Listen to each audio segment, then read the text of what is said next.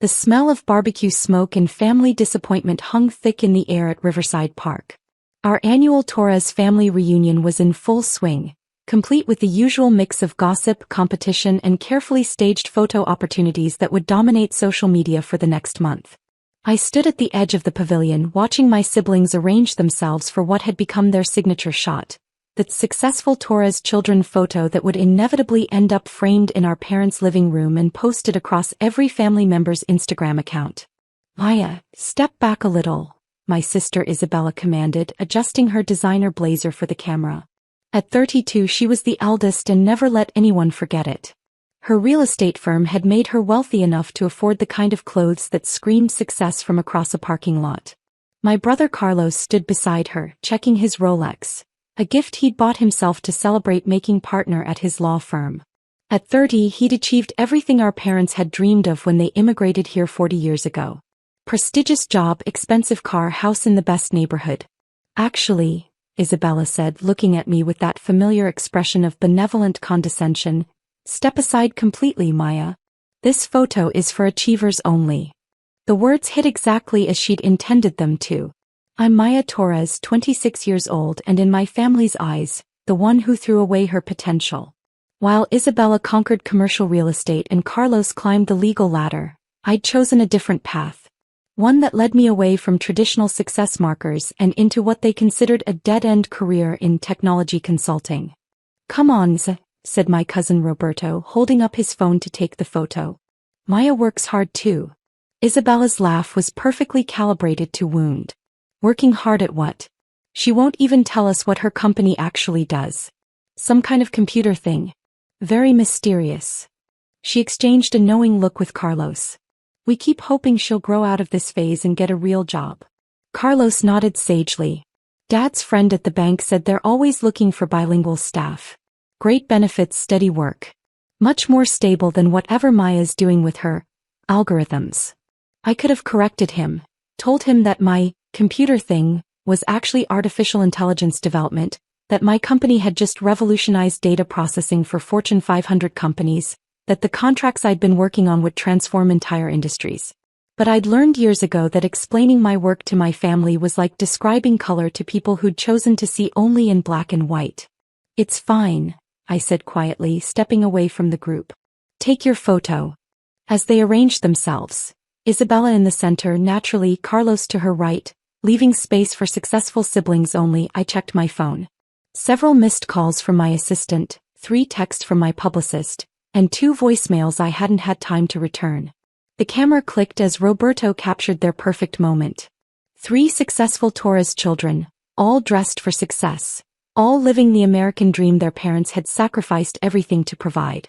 "Beautiful," called out my mother from across the pavilion. "Mis hijos exitosos." My successful children. The pride in her voice was unmistakable, and the absence of any reference to her 4th child was equally clear. That's when my phone rang. The caller ID showed a New York number I'd been expecting. I glanced around. My family was still basking in the afterglow of their photo session, passing Roberto's phone around to admire the results. "Hello," I answered, walking a few steps away for privacy. "Ms. Torres? This is Jennifer Walsh from Forbes magazine. I hope I'm not catching you at a bad time." My heart jumped, but I kept my voice steady. "Not at all. Perfect timing, actually." "Wonderful. I'm calling to confirm tomorrow's cover shoot. The photographer will meet you at the studio at 9 a.m. sharp. We're all very excited about the Youngest Billionaire feature. The story is already generating incredible buzz." The words "youngest billionaire" and "cover shoot" seemed to echo in the sudden quiet that had fallen over my family's conversation. I realized they'd all stopped talking and were staring at me. "That sounds perfect," I said, still calm but loud enough for everyone to hear clearly. "Should I bring anything specific for the interview portion?" "Just yourself and that brilliant mind that built Quantum Leap AI from the ground up. Our readers are fascinated by your story, how you revolutionized machine learning while everyone thought you were just another tech startup. The fact that you've been operating under the radar while building a billion-dollar empire is exactly the kind of story Forbes loves to tell." Isabella's designer water bottle slipped from her hand and clattered to the picnic table. Carlos had gone completely still, his phone frozen halfway to his ear. Roberto was still holding his camera, but his mouth had fallen open. Miss Torres. Jennifer continued. Are you still there? Yes, sorry. I'm at a family gathering. Tomorrow at 9 works perfectly. Excellent. Oh, and the photographer specifically requested to capture some shots with your original prototype if you still have it. The one you built in your garage that started everything. Our readers love those origin story details. Of course. I'll bring the original quantum processor prototype. The one that proved classical computers could interface with quantum systems. By now the entire family reunion had gone silent. Conversations at nearby tables had stopped. Children had paused mid-run to stare at the woman on the phone who was apparently not who they thought she was. Perfect. We'll see you tomorrow, Ms. Torres. Congratulations again on making Forbes' youngest billionaire list. The story's going to be incredible. I ended the call and tucked my phone away. The silence stretched for what felt like hours but was probably only seconds. Isabella found her voice first. Billionaire. The word came out as barely a whisper. Forbes magazine? Carlos added, his lawyer's training finally kicking in as he processed what he'd just heard. I smiled, the same calm smile I'd been perfecting for years while they dismissed my achievements. They're doing a feature story.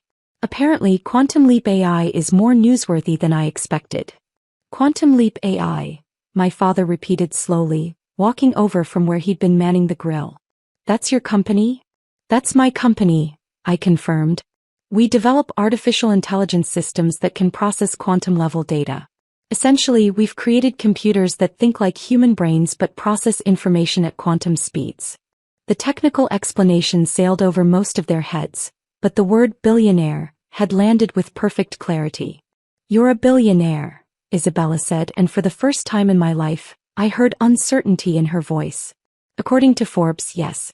Though honestly, most of that value is tied up in company equity and ongoing contracts.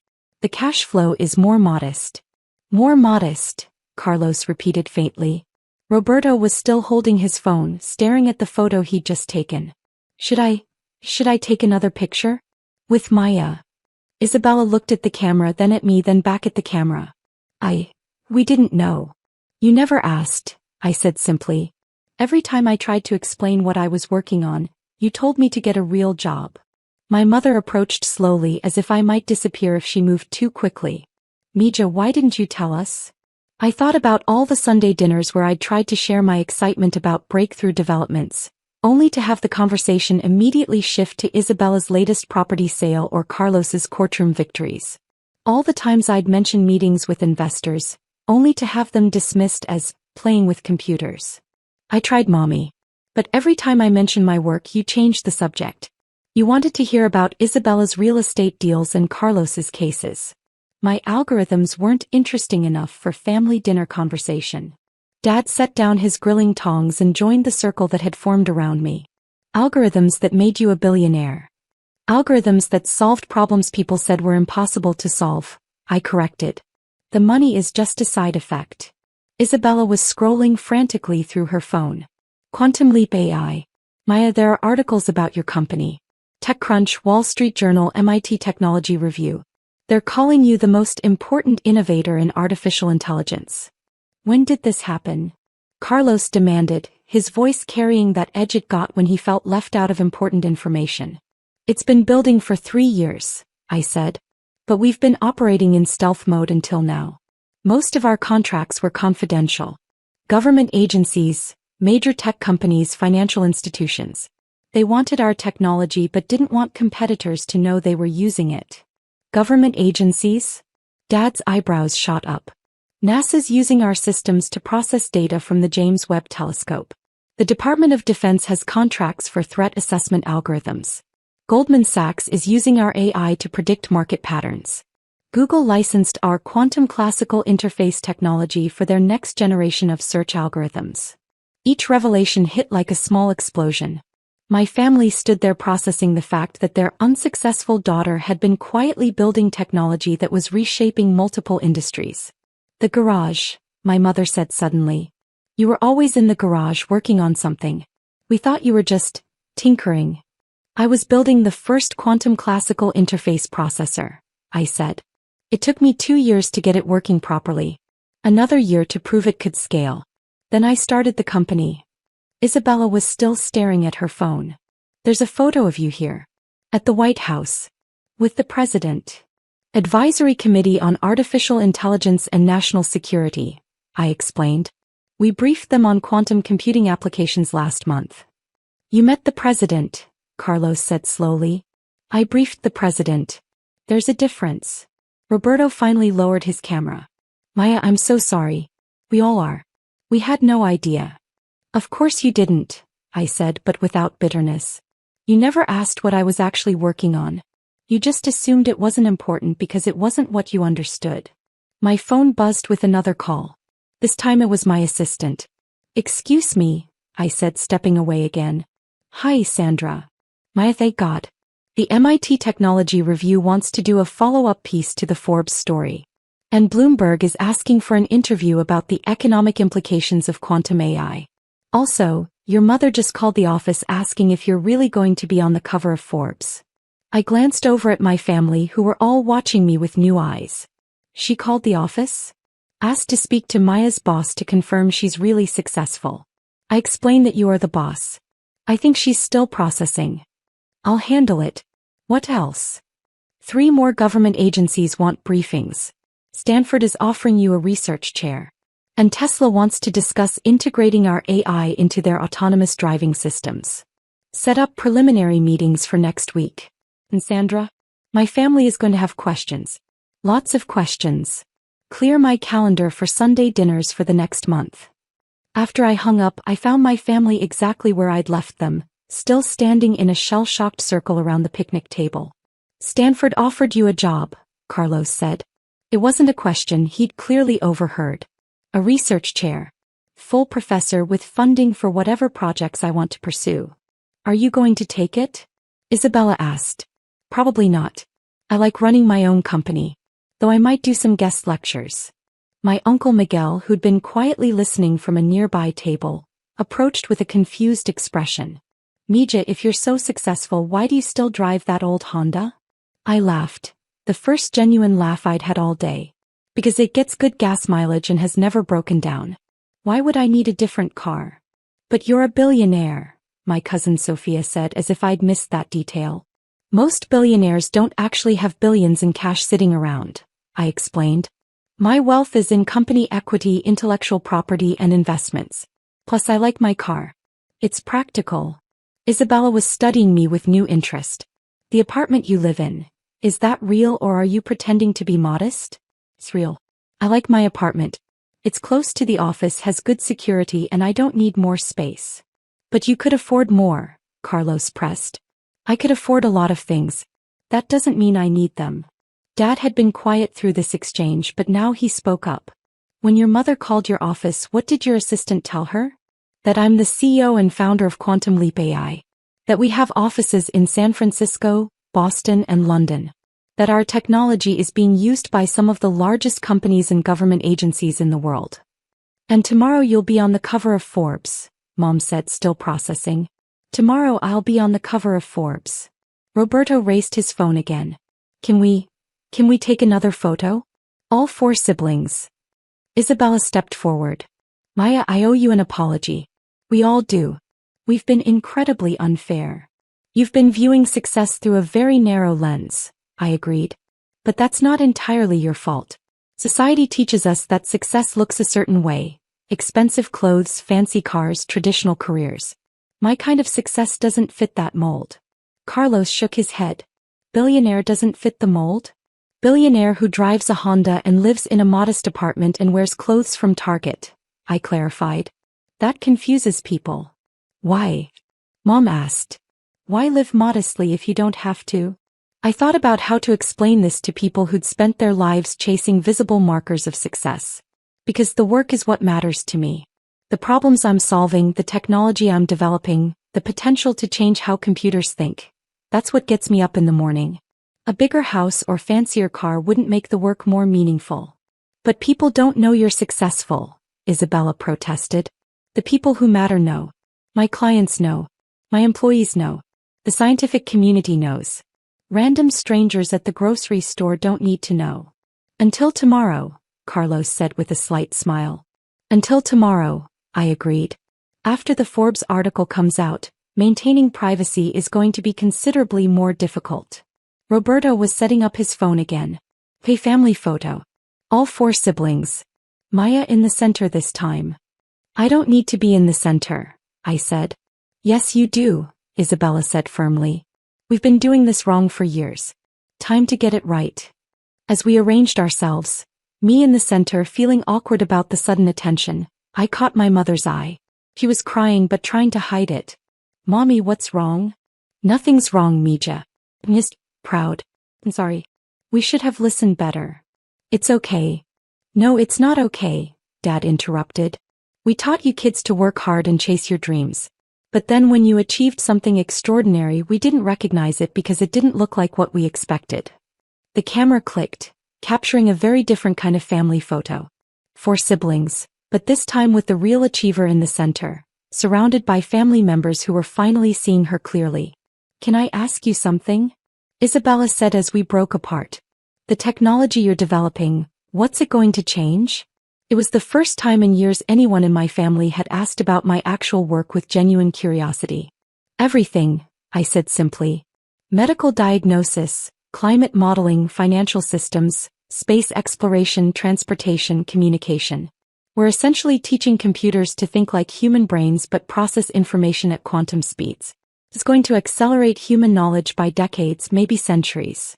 And you built this in our garage, Mom said wonderingly. I built the prototype in your garage. The real development happened in labs and clean rooms and server farms. But yes, it started in the garage. Carlos was scrolling through articles on his phone. Maya, there's a whole Wikipedia page about you. It says you published your first AI paper when you were 19. My undergraduate thesis got picked up by the Journal of Artificial Intelligence. That was unexpected. Unexpected. Isabella laughed.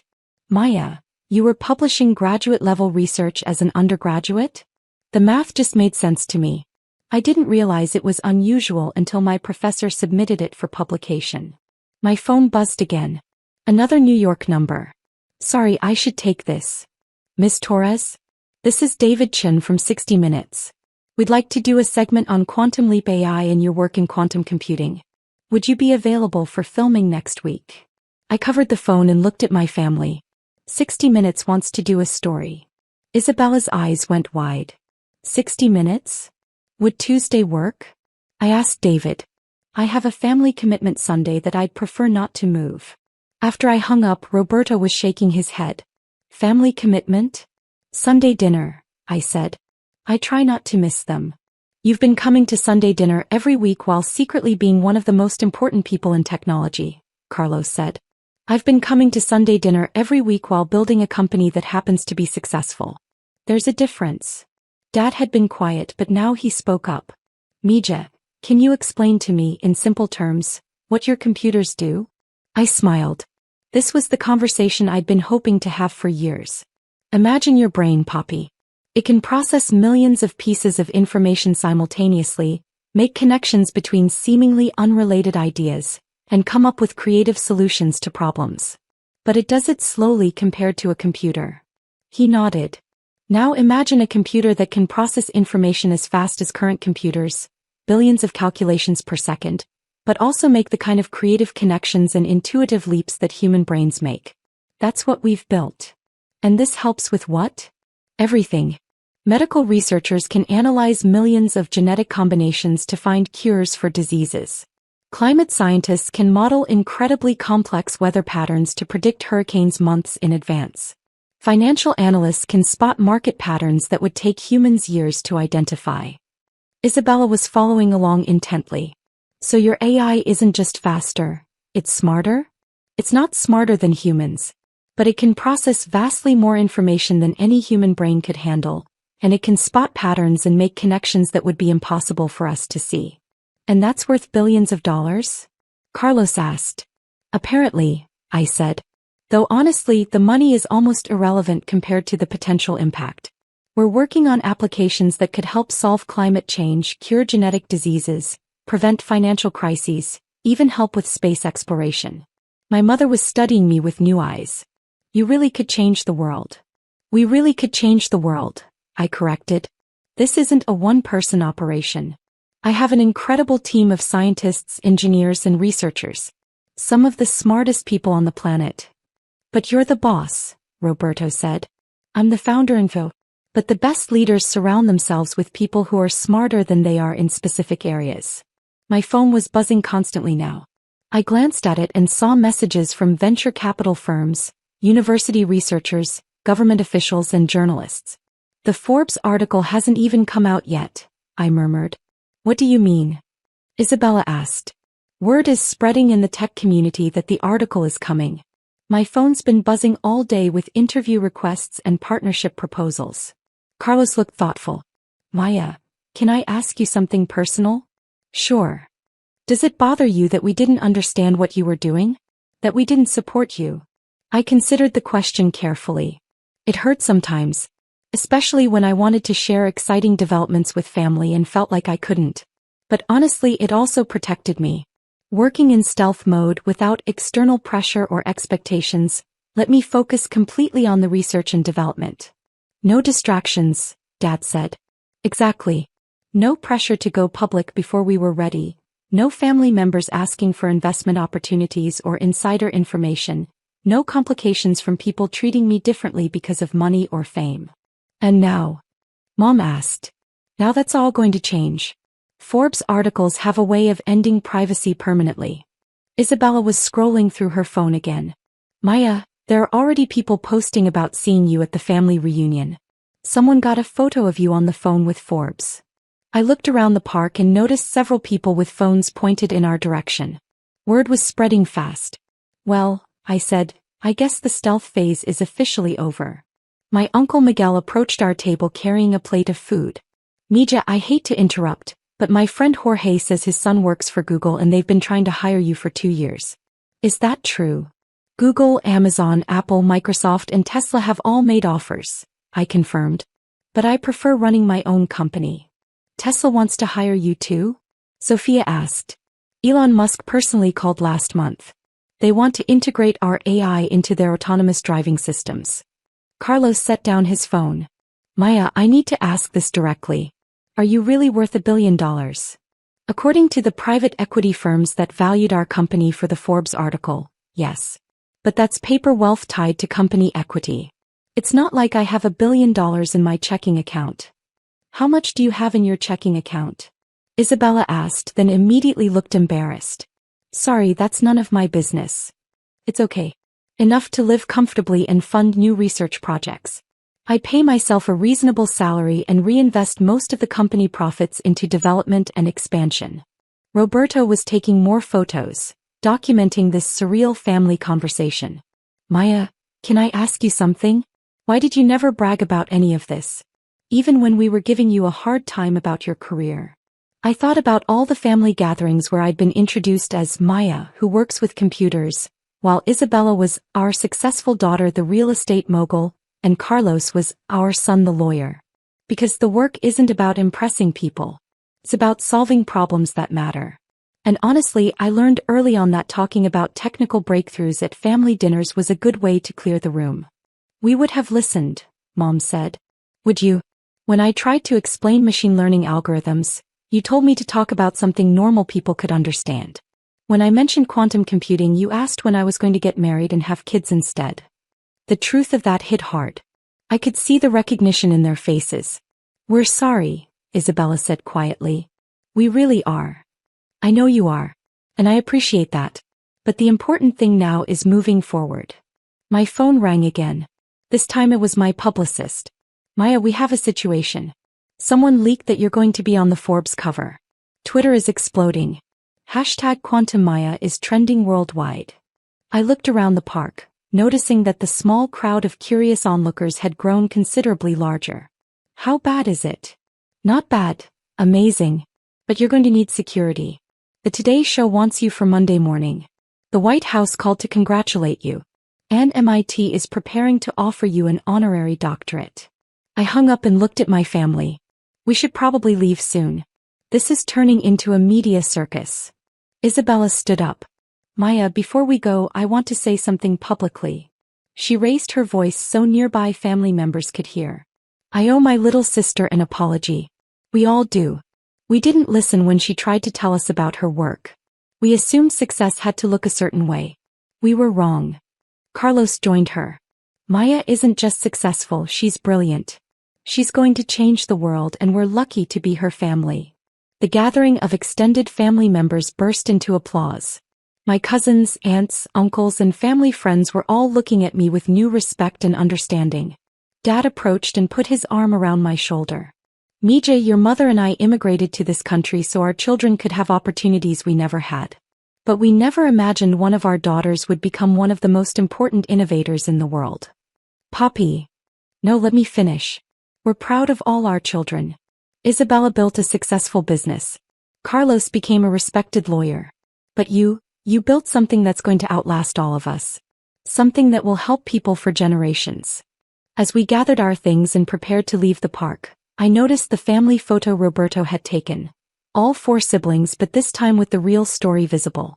Not just successful children, but a family that had finally learned to see each other clearly. My phone buzzed with a text from my assistant. The Forbes website just posted a preview of tomorrow's cover story. Quantum Leap AI stock price jumped 40% in after-hours trading. I showed the message to Carlos, who whistled softly. Maya, you're not just a billionaire. You're a billionaire whose company is still growing. Growing fast, I agreed. We're expanding into medical AI next quarter. Then climate modeling. Then space applications. Isabella was packing up the picnic supplies, but I could see her mind working. Maya, can I ask you something about business? Of course. How do you manage growth that fast without losing control of the company culture? It was a good question. The kind of question I'd expect from someone who understood business challenges. Very carefully, I said. We hire slowly, train extensively, and maintain clear principles about what kind of company we want to be. Success without values is just sophisticated failure. That's going in my next motivational speech to my real estate team, Isabella said with a smile. As we walked toward the parking lot, surrounded by family members who were still processing the day's revelations, my phone rang one more time. Ms. Torres? This is Anderson Cooper's office. We'd like to have you on Anderson Cooper 360 to discuss the implications of quantum AI for society. Would Thursday evening work?